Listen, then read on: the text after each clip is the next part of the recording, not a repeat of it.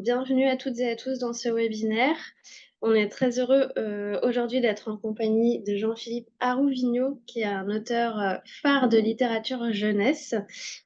Il va vous parler aujourd'hui de son roman policier Enquête au collège, qui est paru dans la collection Boussole, qui est notre collection de classiques pédagogiques pour le collège. Et cette parution s'est faite en partenariat avec Gallimard Jeunesse.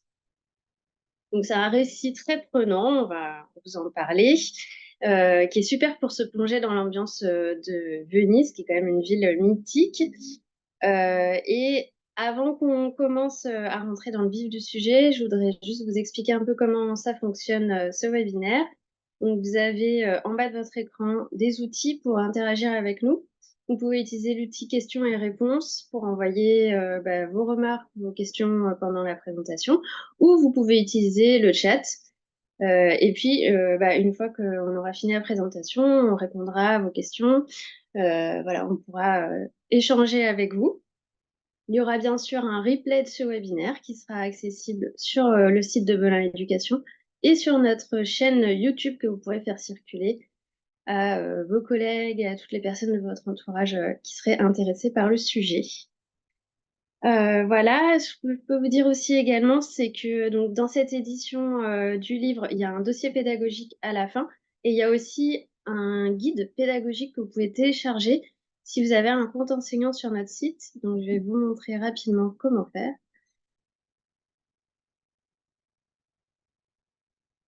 Donc, en fait, quand vous êtes connecté en tant qu'enseignant sur le site et que vous allez en bas de la page qui présente l'ouvrage, vous avez des ressources que vous pouvez récupérer, dont le kit pédagogique. Donc là, il y a un petit cadenas parce que je ne suis pas connectée, mais dès que vous êtes connecté avec votre compte enseignant, vous pouvez récupérer ce guide pédagogique et vous allez avoir plein de propositions pour travailler en classe.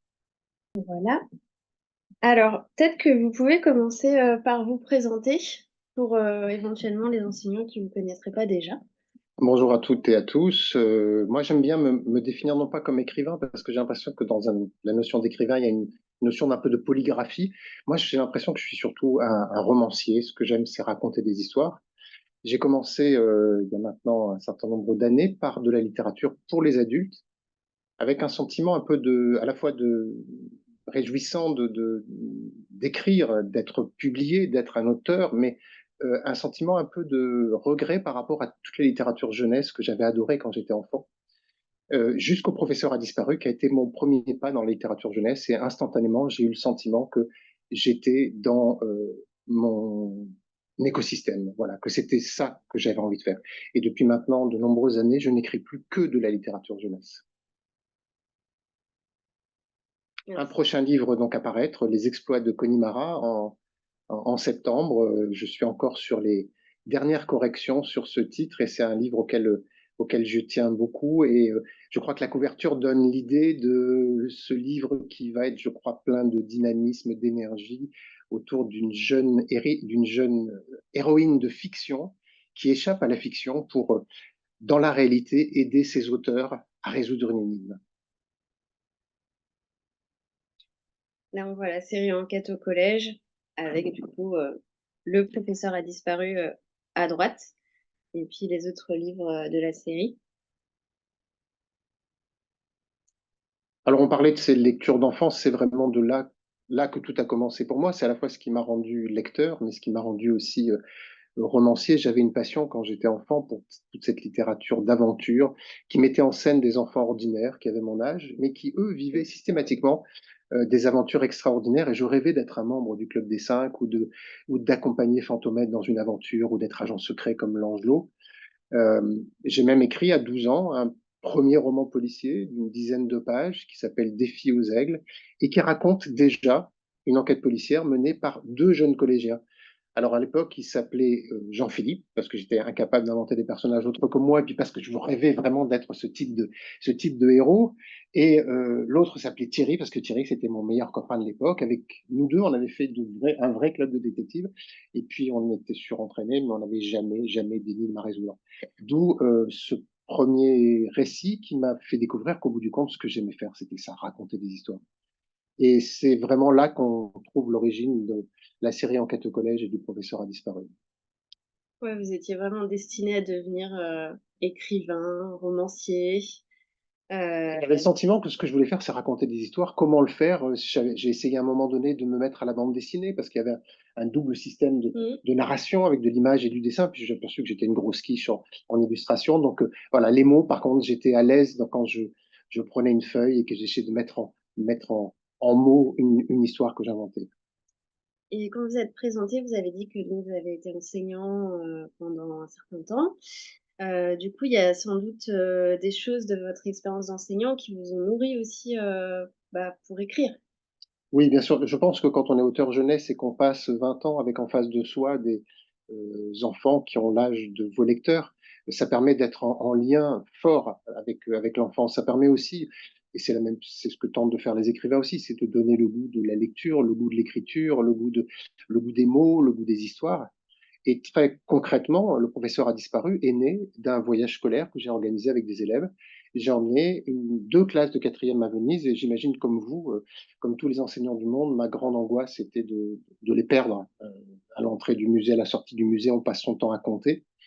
Et puis j'ai rendu tous les enfants à leurs parents, je n'en ai perdu aucun. Et en rentrant chez moi, je me suis dit, mais qu'est-ce qui se passerait si, en fait, c'était pas un élève qui disparaissait, mais le professeur accompagnateur.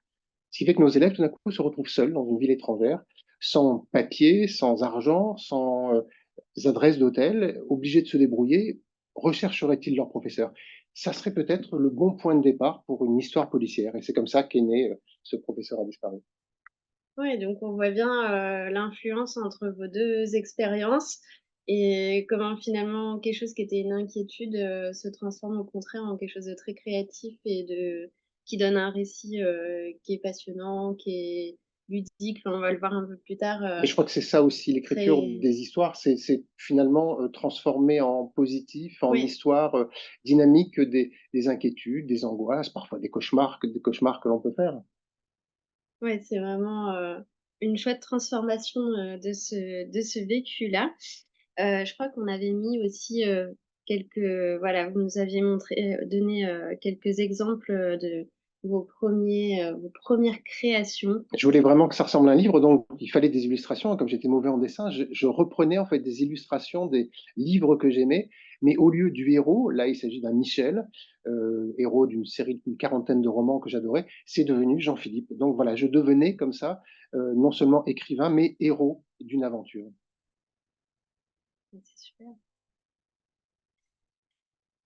Donc ça, c'est le guide pédagogique, et on y reviendra, un petit peu après. Donc on a parlé effectivement de l'intrigue, du livre avec, ces différents personnages. Hem et d'un point de vue, en fait, pédagogique, le fait d'avoir, des histoires policières à étudier en classe, bah, comme la vôtre, qu'est-ce que ça peut nous permettre de travailler avec, par exemple, des élèves de primaire ou alors au début du collège? Il y a plusieurs ressorts, en fait, dans, ce type de roman policier. Enfin, quand j'étais professeur de collège, je commençais toujours mon année de sixième par un récit policier, les programmes m'y autorisaient.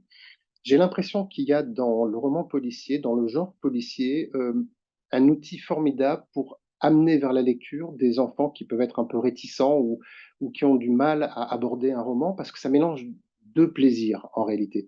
Ça mélange le plaisir d'une histoire et le plaisir de la devinette. Le lecteur est conduit sans cesse par les questions: «Qui l'a fait? Comment l'a-t-il fait? Quel est le coupable? Comment le détective va-t-il parvenir à résoudre l'intrigue?» Donc on est conduit vraiment par ces interrogations au fur et à mesure de l'intrigue. Et puis le deuxième plaisir aussi, je crois, c'est que ça conduit à une lecture extrêmement approfondie, attentive, parce qu'au fond, qu'est-ce que c'est que lire un roman policier? C'est rentrer en compétition avec le détective, essayer de comprendre avant lui euh, les clés de cette histoire. Donc, on est conduit à lire très attentivement parce que tout peut être indice, tout peut être piste vers le dénouement. Et donc, j'ai vraiment eu le sentiment que beaucoup d'élèves entraient dans la lecture grâce au genre policier. Ouais et il y a, c'est vrai que du coup cet aspect de devinette, il pousse à une concentration, importante et donc à être vraiment à fond dans sa lecture et et attentif, donc ça engage en fait, les lecteurs. Et il y a aussi le ressort, de l'humour qui peut, être intéressant, qui peut interpeller les élèves et rendre, ce travail, vraiment, dynamique, ludique. C'est ça, moi j'avais envie de définir ce que j'écris dans cette série, non pas comme vraiment des romans policiers, mais des comédies policières, c'est-à-dire un mélange d'enquête, un mélange d'atmosphère, un mélange de suspense et d'humour. Ces trois personnages sont trois collégiens ordinaires avec un caractère extrêmement tranché, ils passent beaucoup de temps à se chamailler, et en même temps ils constituent, du fait de leur différence, un noyau bien fort qui va permettre d'avancer dans l'intrigue. Donc c'est prétexte à des dialogues qui seront drôles et à voilà, des chamailleries qui égayent le récit et entraînent le lecteur. Et peut-être aussi que ça permet aux élèves de s'identifier assez facilement, à plutôt un ou enfin l'un des personnages, ils sont assez, stéréotypés, C'est pour ça. ça, donc c'est plutôt pratique. Et sans dévoiler, l'enquête, qu'il y a dans les pages du livre, peut-être qu'on peut dire un petit mot sur, bah, justement l'enquête. Heu, c'est pas forcément ce à quoi on s'attend, quand on commence à lire, les premières lignes, du roman. Et là aussi, il y a un ressort intéressant, à travailler avec, les élèves. Oui, pour pitcher brièvement l'histoire, trois collégiens ont gagné un concours et le premier prix de ce concours, c'est un voyage à Venise avec leur professeur principal. Ils partent en train de nuit jusqu'à Venise et le matin, quand ils se réveillent, le professeur n'est plus dans le compartiment, il n'est plus dans la voiture, il n'est plus dans le train du tout. Où est-il passé? Les enfants vont se lancer à sa recherche et on découvrira au fur et à mesure de la lecture que c'est peut-être une fausse piste, mais cette fausse piste les conduira vers la résolution d'un autre mystère, un vrai mystère cette fois. Donc on a un jeu comme ça sur ce qui est fausse piste, façon de... On montre au fond, dans un roman policier, comment le récit aussi peut être truqué. Oui. Et c'est un des bonheurs de la lecture que d'essayer de déjouer les pièges du récit. C'est-à-dire, non, non, là, on me cache quelque chose. Ce qui est dit là incidemment est un élément important. Et là, ce qui est montré de manière très, très visible, qui saute aux yeux, en fait, c'est peut-être quelque chose qui est une fausse piste. Je trouve que c'est hyper, intéressant là ce que vous racontez parce que du coup, il y a 2 niveaux de lecture, et il y a, 2 effets de surprise, en décalage. Donc c'est intéressant d'un point de vue narratif, mais c'est aussi intéressant d'un point de vue pédagogique, parce que ça fait travailler plein de choses, aux élèves. Et puis comme vous disiez, bah, c'est le bonheur de la lecture, donc c'est ça aussi, qu'on a envie de transmettre finalement quand, bah, on étudie un roman en classe. Parce que on sait que c'est fondateur pour la suite, C'est ça. de leur scolarité. Il y a aussi, le fait que le livre soit illustré qui, va apporter, aussi un plaisir. Je pense, aux belles illustrations, qu'on a, à l'intérieur. On vous en a mis, quelques-unes pour que vous puissiez voir, comment c'est. Et là aussi, ça va participer, au plaisir, de cette, lecture. Il y a, je trouve, dans les illustrations d'Olivier Deloy, à la fois une véritable ambiance policière, des personnages dans Venise masqués, un carnaval, et en même temps une gaieté folle dans Mmh. ces petits personnages extrêmement contemporains, extrêmement dynamiques, et un vrai charme de la couleur. Il y a de très belles teintes, c'est gai, on a envie de... C'est un bonbon, ce livre, je trouve, grâce à Olivier Deloy. Oui, et je trouve que ça rend justice aussi au cadre de l'histoire, parce que Venise, c'est une ville, qui est magnifique et qui a vraiment des couleurs assez particulières. Donc là aussi, c'est un bel hommage, à la fois au texte et à la fois, au lieu, dans lequel l'histoire prend place. On a, une autre possibilité, pédagogique, de travail, après l'humour, après, le roman policier, c'est les différentes voies narratives. Il y a en fait, l'histoire, elle est racontée par plusieurs personnages, et ça aussi, c'est intéressant, à travailler parce qu'ils ont chacun leur, caractère, leur manière de s'exprimer. Est-ce que peut-être vous pouvez nous en dire un petit peu plus là-dessus? Oui, l'idée, c'est qu'en fait, cette histoire est racontée à la première personne, tour à tour, par chacun des trois héros, Pierre-Paul de Culbert, dit Pépé Cuvert, Mathilde Blondin et Rémi Faramond. Et il me semblait intéressant de pouvoir montrer comment chacun va vivre cette aventure à sa façon, en fonction de ses compétences, de ses faiblesses, du regard qu'il porte sur cette histoire. On découvrira par exemple que Rémi ne se sent pas tout à fait fondé, lui le cancre de la classe, lui sur qui toujours tout retombe, à être dans un des gagnants de ce concours. Voilà, on le sent un peu mal à l'aise par rapport à ça, on découvrira pourquoi. Pépé, lui, est un garçon extrêmement intelligent et est toujours en train de raisonner, d'imaginer et découvre que parfois, par exemple, se jeter dans une aventure, ça fait très peur et qu'il n'en est pas capable. Voilà, donc on a une façon comme ça d'aborder l'histoire de plein de points de vue différents. Je m'étais interrogé sur le fait d'indiquer à chaque début de chapitre qui parlait, et en fait, j'ai préféré ne pas le faire. Donc, on découvre, en fait, dès qu'on rentre dans le chapitre, grâce à des éléments stylistiques, à la parlure de chacun, on découvre qui raconte, et ça peut être aussi un jeu de repérer pour l'enseignant les différents styles de parlure de chacun des personnages. Oui, ça peut être un vrai travail littéraire sur le style, et ça peut être aussi un travail de théâtralisation. Alors, je crois que je l'ai mis dans une diapo un peu plus loin, mais dans le guide pédagogique, il y a des pages consacrées à la mise en voix du texte. Donc là, comme il y a beaucoup de dialogues et qu'il y a des voix narratives bien marquées, ça peut être super pour faire cet exercice en classe, euh, pour aussi pousser vos élèves à s'exprimer. Voilà, aborder la notion de narrateur, aborder aussi la mise en voix, Mm. et puis les registres de langue aussi. Travailler sur les différentes manières de Mm. s'exprimer, du langage hyper soutenu de Pépé au langage plus familier de Rémi. Oui, on a les trois. Je trouve que justement, ça couvre bien les trois registres, parce que Mathilde, c'est plutôt intermédiaire, sa C'est manière de ça. s'exprimer. Donc, ça permet aussi de travailler cet aspect-là de l'expression, qui est un aspect aussi très important, parce que dans la vie sociale, il faut savoir maîtriser les différents registres et savoir quand les utiliser.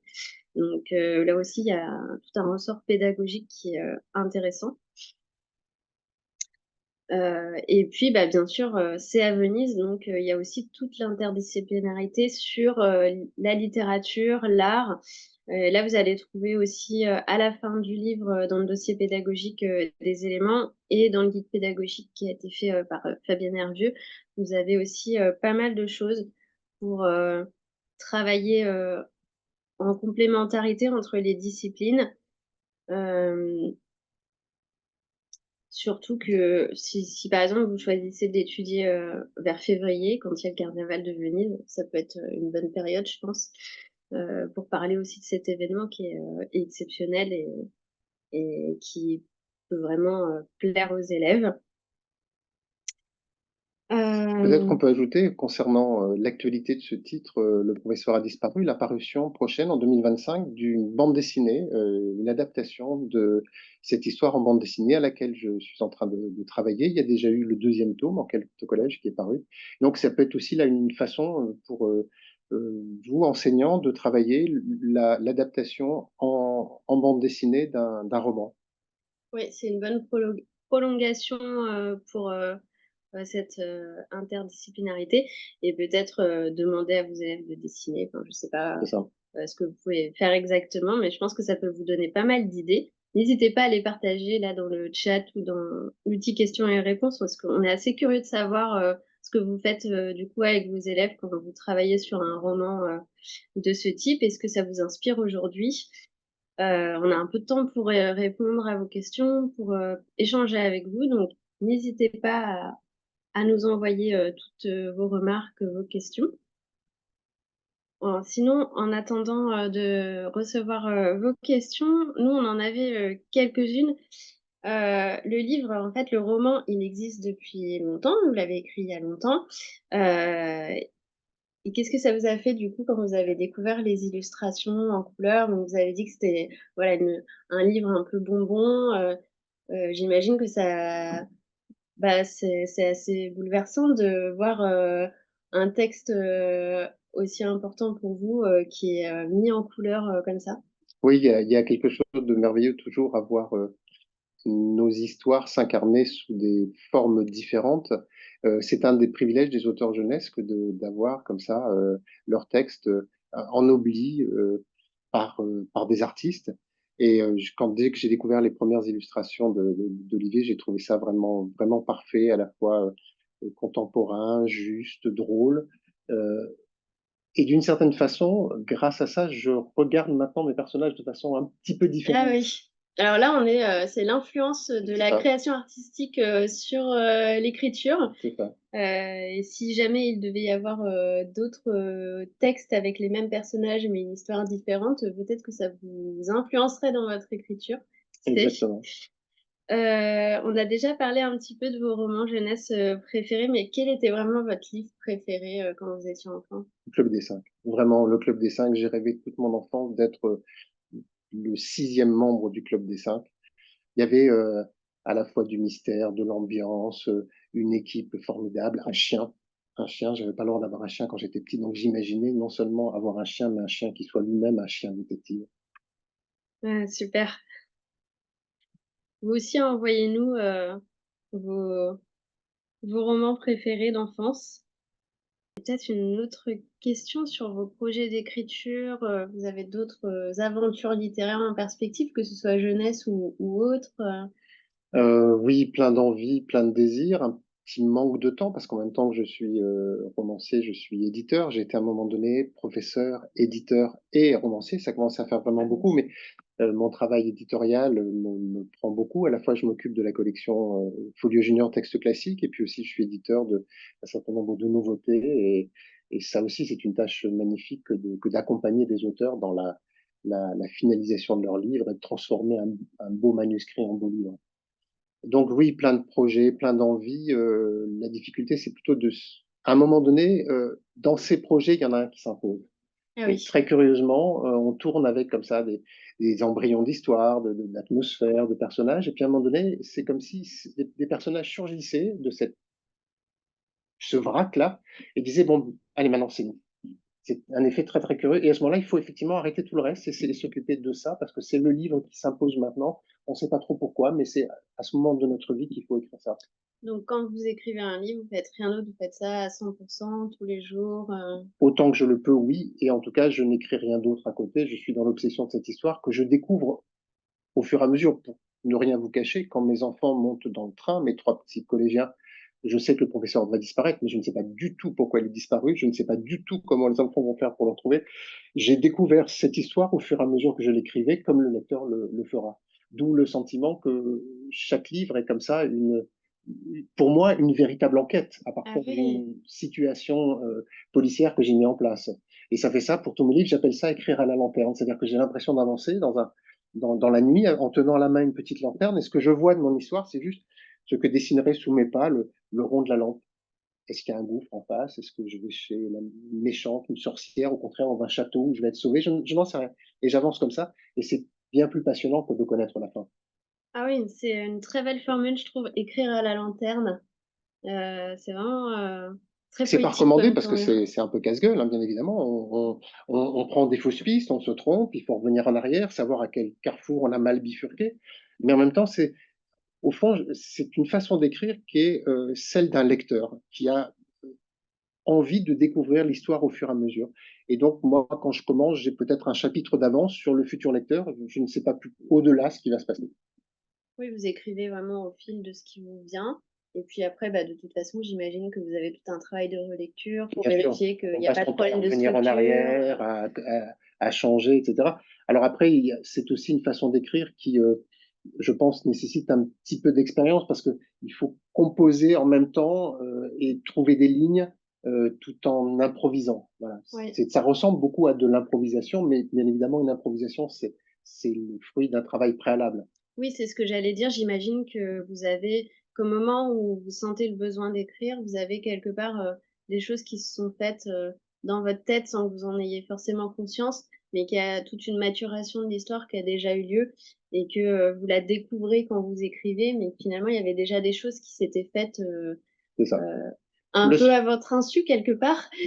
le sentiment qu'il y a une histoire là et que mon travail, ça va être simplement de la déterrer, de la mettre à jour, simplement. Mais je sais qu'il y a une histoire dans ces prémices qui m'ont été données. Voilà. Très bien. Il y a quelqu'un qui nous demande, comment vous travaillez une adaptation, en bande dessinée? Est-ce que vous allez plutôt, vous concentrer sur le texte ou sur le dessin? Alors, j'ai la chance de travailler avec un illustrateur qui est très fort dans le découpage, donc c'est lui qui procède à l'adaptation planche à planche, adaptation qu'on revoit ensemble pour assurer la cohérence, rendre la chose fluide, claire, etc. Et moi, mon travail vraiment, ensuite, après, ça va être de dialoguer. On l'a vu, l'écriture de ces livres tient pour beaucoup aux voix narratives des personnages. Donc, je suis un peu le responsable de ces voix. Donc, je voudrais que les enfants qui connaissent la série retrouvent ces Mmh. voix dans la bande dessinée et que ceux qui la découvrent les entendent avec justesse. Donc, mon travail, c'est vraiment un travail d'aide à l'adaptation et de dialoguiste ensuite. Mmh. D'accord, il faut quand même que ça se traduise un peu dans le trait de crayon ou dans le pinceau, j'imagine, hein, C'est ça. Donc, on parle Mmh, aussi avec l'illustrateur de la façon dont il a interprété mmh. les personnages. Mais là encore, c'est un autre regard porté sur ces personnages. C'est assez passionnant. Ça montre bien comment, aussi bien Serge Bloch, qui a fait l'essentiel, enfin, la totalité de la série, qu'Olivier, que Joël Legas peuvent apporter une autre dimension à cette série par leurs traits. Oui, il y a toujours une, dimension d'interprétation de toute façon, parce que chaque artiste a sa patte créative, C'est ça.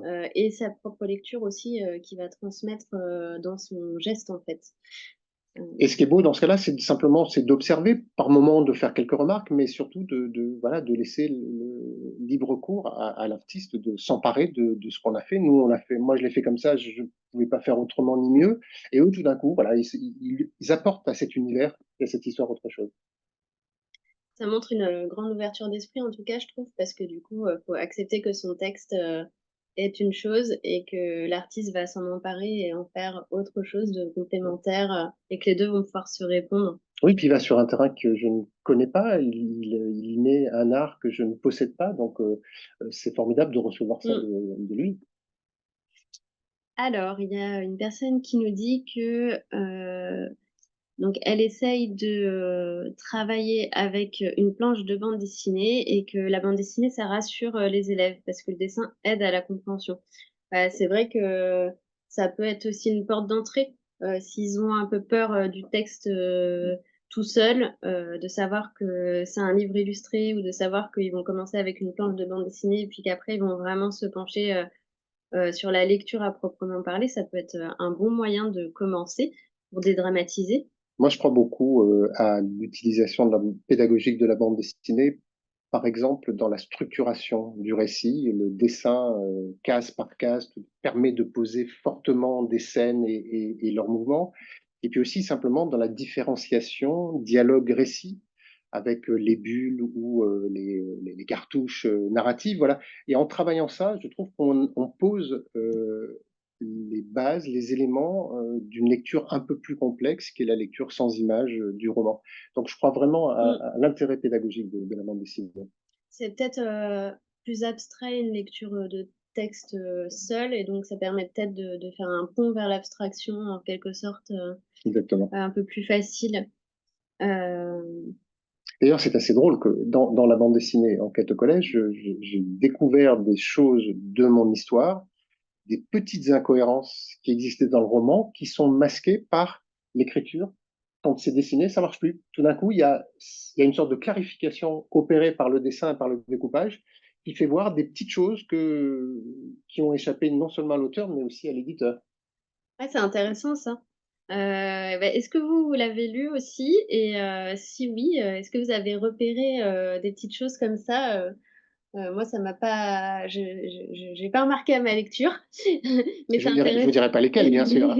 On vous laisse plonger dans le livre et mener l'enquête aussi, là-dessus. Il y a Élodie qui vous remercie, pour cet éclairage sur le livre et qui dit qu'elle est aussi fan des mêmes romans que vous avez cités, romans jeunesse, j'imagine que c'est des références que vous avez aussi?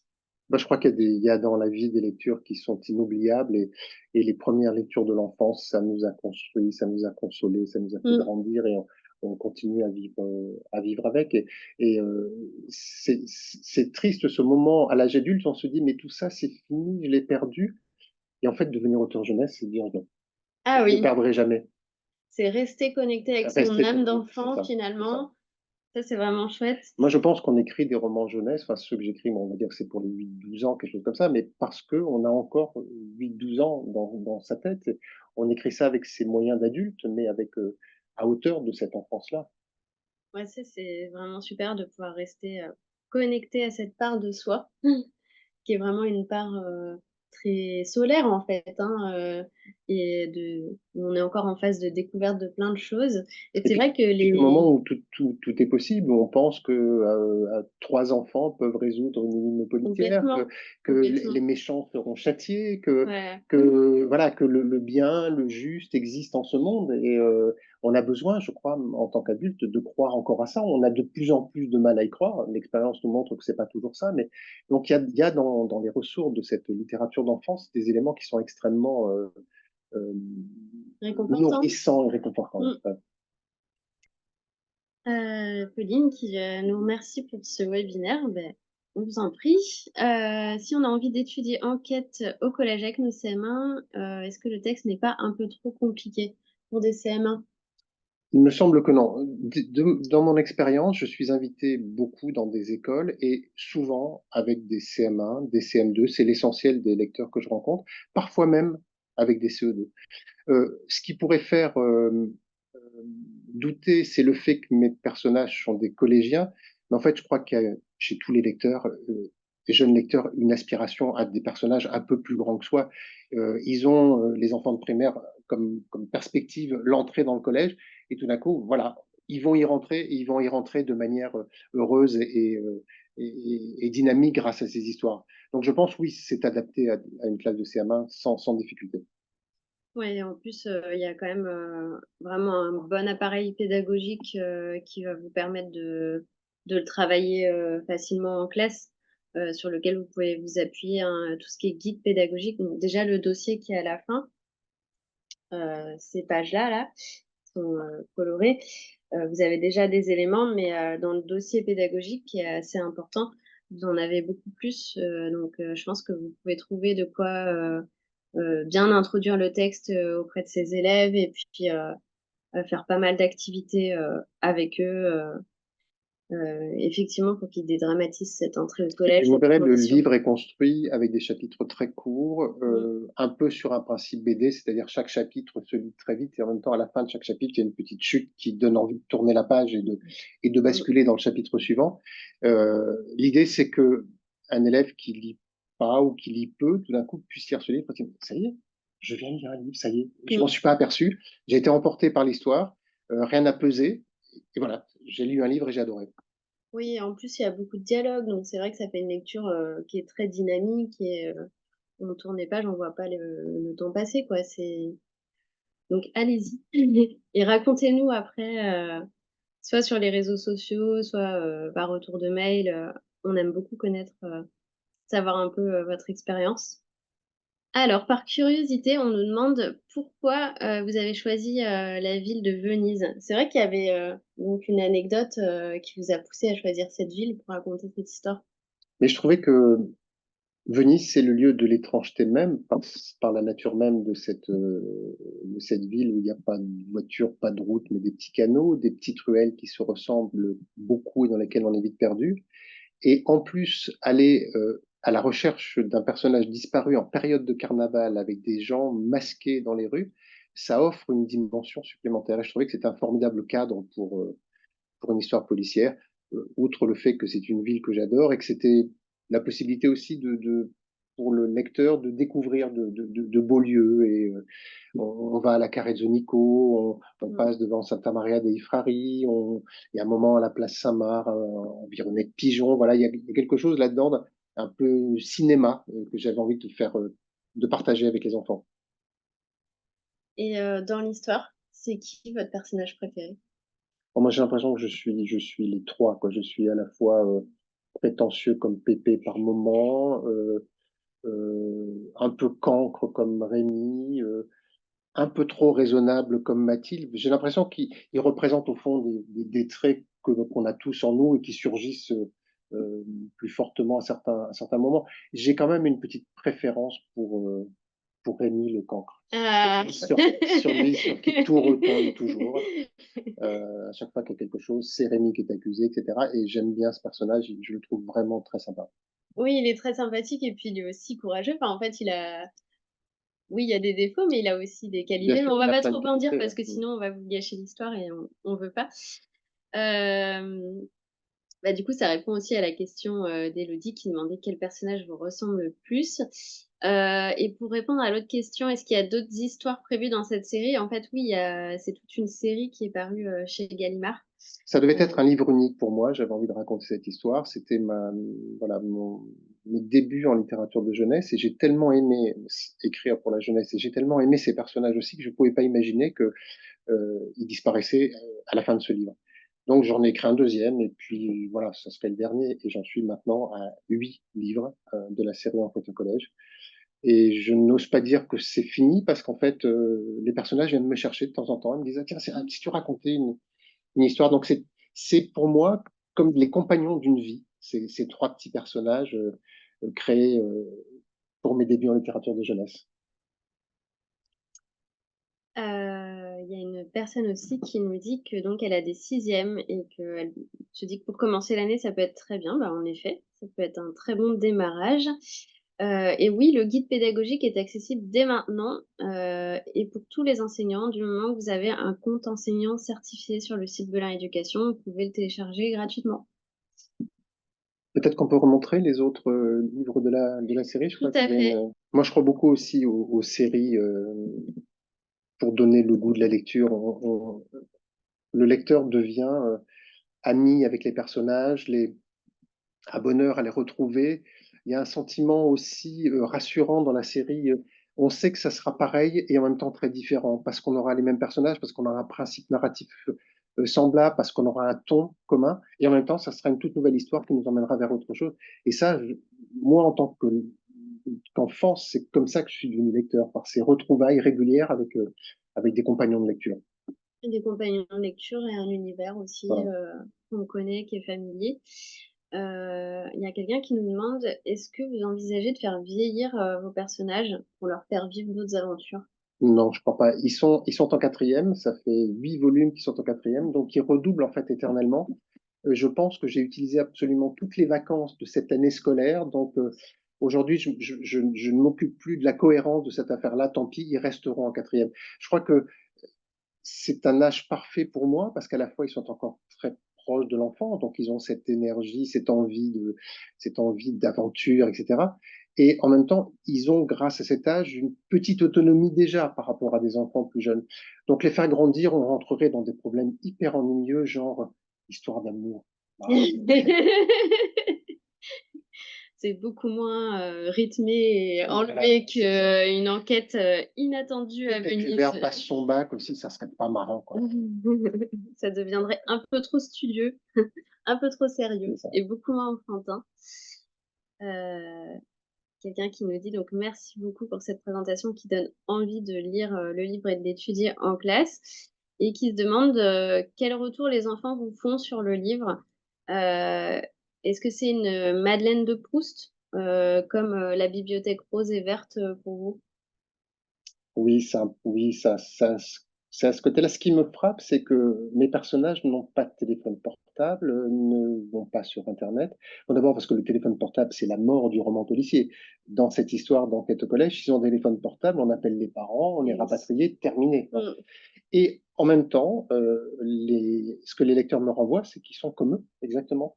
Donc en fait, il y a quelque chose dans cette histoire qui ne tient pas trop à l'époque et ça fonctionne très bien pour eux. On n'a pas besoin de tous ces signes de reconnaissance qui aujourd'hui pourraient constituer l'enfance, dont on se dirait ils sont nécessaires pour mettre en scène les adolescents.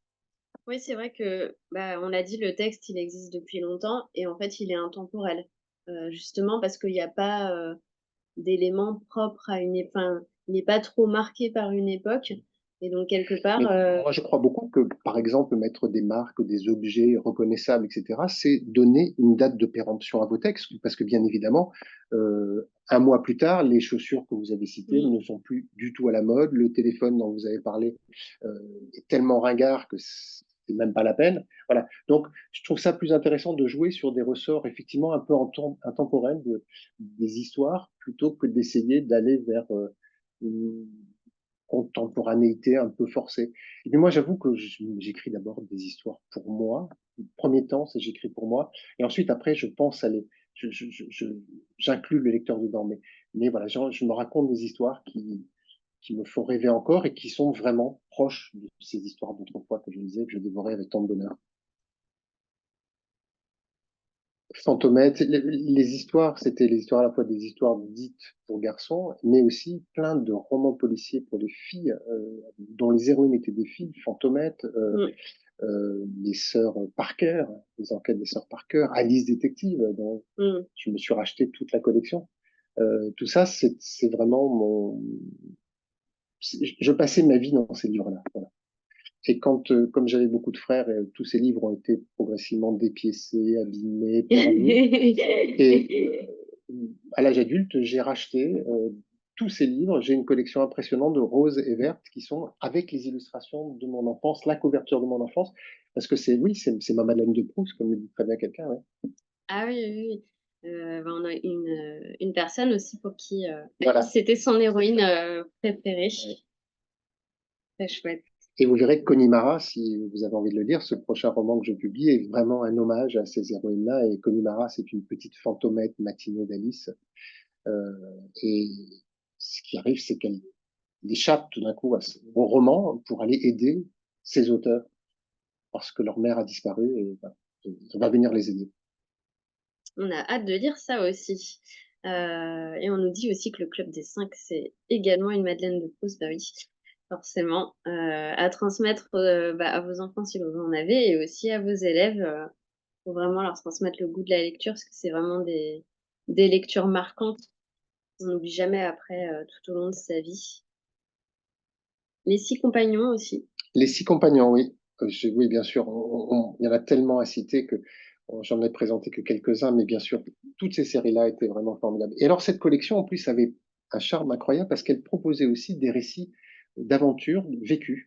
Je pense à des histoires d'Alain Bombard, je pense à Pierre Klosterman, Le Grand Cirque. Et donc, on avait le sentiment, quand on avait lu ça, que les aventures fictives et les aventures réelles étaient compatibles et que d'une certaine façon, le monde était enchanté, qu'il y avait la possibilité de l'aventure, qu'il y avait la possibilité du mystère dans le monde aussi. C'était pas seulement réservé à la lecture.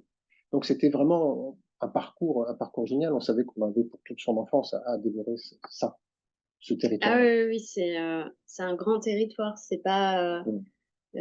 c'est, il y a plein il y a plein de lectures, il y a plein de choses à découvrir. Donc c'est riche. Ça, je crois que ça a valeur pour une génération, cette série-là, de ce que ça a pu être après Harry Potter pour Mm, beaucoup de lecteurs et mm. beaucoup d'auteurs aussi. Je publie beaucoup d'auteurs qui sont nés à l'écriture et à la lecture par Harry Potter. Bah, c'est vrai que bah, Harry Potter, c'est vraiment un phénomène Mm. littéraire qui a certainement aussi donné le goût de la lecture à plein d'enfants qui ne lisaient pas forcément avant. Et pourtant, il y a beaucoup de textes, il y a beaucoup de C'est ça. livres. Donc, comme quoi, à partir du moment où on a déclenché le plaisir de la lecture, de rentrer dans un univers, de rencontrer des personnages, bah, on voit qu'il y a plein de choses qui sont possibles et qu'il n'y a plus de barrières finalement que les appréhensions à la lecture, elles peuvent tomber.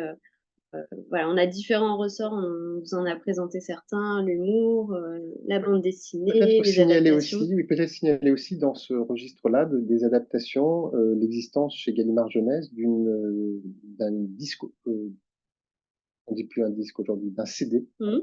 une lecture du texte par un super comédien. Et là aussi, qui peut être une manière d'entrer dans le texte par le plaisir d'écouter. Comme ça, on s'installe sur son lit et puis on ferme les yeux et on entend Mhm. une belle histoire. Ça peut être un très bon apéritif à la lecture du Bah, texte. tout à fait. Et moi, ça me rappelle à titre personnel quand les enseignants ils nous lisaient des passages de livres, je trouvais ça assez génial. Parce que quand on est jeune lecteur et qu'on n'est pas très aguerri à la lecture, on n'est pas forcément très fluide. Et quand on a un enseignant ou encore mieux un comédien qui nous lit un texte, ça fait vraiment ressortir en fait le sens du texte. Ça met beaucoup en valeur le texte. Mm. Et donc là, ça peut être une manière aussi très agréable de se plonger dans un texte. Euh, en étant dans une position différente. On n'est pas en train de lire, on est en train de recevoir, on est presque dans du théâtre, en fait. C'est ça. En tout cas, ouais, n'hésitez pas à télécharger le guide pédagogique. Fabienne Hervieux, elle a beaucoup, œuvré à ce guide, et il est bien complémentaire, du livre. Et puis, racontez-nous un petit peu, comment vos élèves réagissent, à la lecture de ce texte. On transmettra, ouais, les retours, je pense que vous aimez bien avoir des retours aussi, Bien sûr. des lecteurs, Ce qui est singulier quand on est écrivain, c'est qu'en fait, on travaille à un texte qui va tout d'un coup sortir de votre ouais, bureau, aller dans la chambre des lecteurs, et on ne saura jamais s'ils rient quand on a voulu être drôle, s'ils sont émus. Et là, ces retours de lecture, c'est et nécessaire pour nous, pour oui, savoir comment nos textes sont reçus, s'ils touchent, s'ils font vibrer. C'est bien c'est sûr. la vie du texte, Mm. une fois qu'il devient un livre, il est plus entre les mains de l'auteur, il est entre les mains des lecteurs. Ouais. Est-ce que parfois vous faites des salons ou des manifestations en France où on Bien peut vous sûr. rencontrer? Parce que je sais pas où vous vous situez, en France, mais j'imagine que vous êtes un petit peu partout et il y a peut-être, des villes où vous passez de temps à autre Il y a des ou salons du livre, je fais aussi des rencontres régulières dans les écoles, et je signale simplement l'existence d'une formule très chouette organisée par la Maison des écrivains qui vous permet d'inviter les auteurs que vous souhaitez faire venir dans vos classes, donc qui nous contacte avec ces auteurs parce que c'est souvent difficile d'avoir leurs coordonnées, et qui prend en charge une partie des frais de déplacement et de la rémunération, etc. Donc c'est un service extrêmement intéressant qui n'est pas toujours très connu. Donc allez regarder ça, je ne sais pas quel est son nom exactement, mais vous allez sur le site de la Maison des écrivains, et voilà, il y a une belle ressource là pour faire rencontrer à vos élèves des auteurs, et ça c'est souvent un moment fort parce que ça dédramatise pour beaucoup d'enfants la lecture. Un, les auteurs ne sont pas toujours morts. Deux, ces auteurs, ils sont dans la vie, ils arrivent en métro, ils vous racontent des histoires, ils parlent de leur passion, des mots, de l'écriture, des histoires, et c'est souvent des moments très forts, à la fois pour nous auteurs, mais aussi pour les enfants. ouais, ça peut être, un super moment à organiser, donc renseignez-vous sur la Maison des écrivains, pour organiser ça, l'année prochaine, dans votre classe. Il y a une personne qui nous dit que pour les élèves francophones, la version audio, ça peut être très bien.